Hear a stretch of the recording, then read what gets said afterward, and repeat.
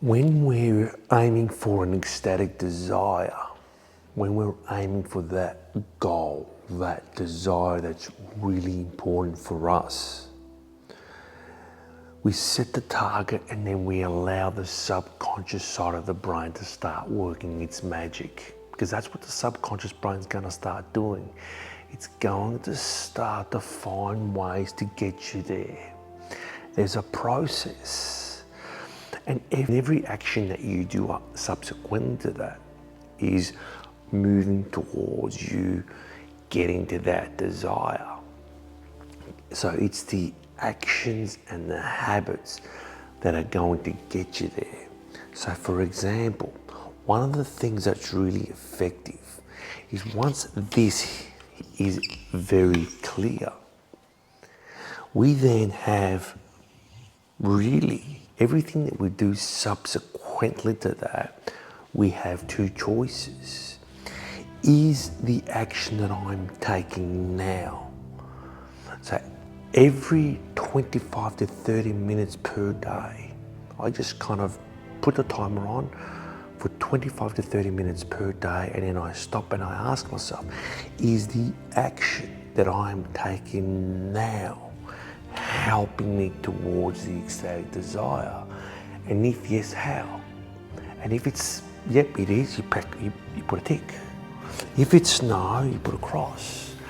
And the goal is that we want to get more ticks, as many ticks as we possibly can per day. The more ticks you get per day, the closer you're going to be getting towards your desire. The more crosses you get per day, the further away you are towards your desire. And the problem is with a lot of people is, say for example, I want to run a marathon. And people think, oh my God, I'm going to run a marathon. And it's daunting, but really, it's really one step at a time. It's really one run at a time. It's one action at a time.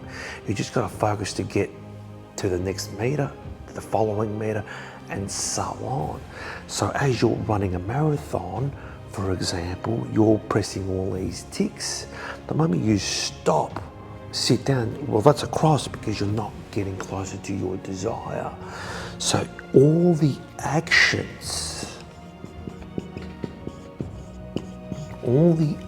that we take are going to reflect either a yes or a no. And the reason why a lot of people procrastinate, the reason why they choose a cheap dopamine is simply because the ecstatic desire seems so far away that, well, I'm not going to get to it anyway, so what's the point? The point is you've set the goal, and remember, we need the desire to be ecstatic because this is going to be the thing that's going to get us through. This is our air, this is our food that's going to push us through. But then our actions either need to be a yes or a no. And the reason most people never get to their desire because there's a lot of no's.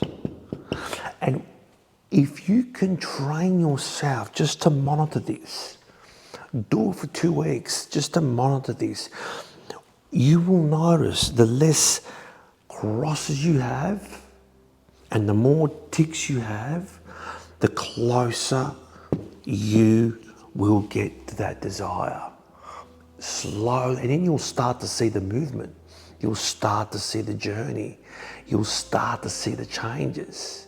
But if you're getting a few ticks here and a few crosses here and a few ticks here and a few crosses here, in other words, for example, you're spending a lot of your time doing 3 actions that are great towards your desire, and then you're spending a lot of time on social media, or you're spending a lot of time doing stuff that don't contribute towards your ecstatic desire, you're not really going anywhere, you're not moving.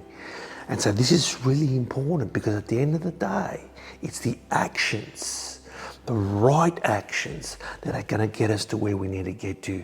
And if we can monitor this, if we can train the brain to be aware of this, you're then going to basically find a way to manage this out and find a way to keep increasing this, because these actions are going to be what gets us to where we need to get to.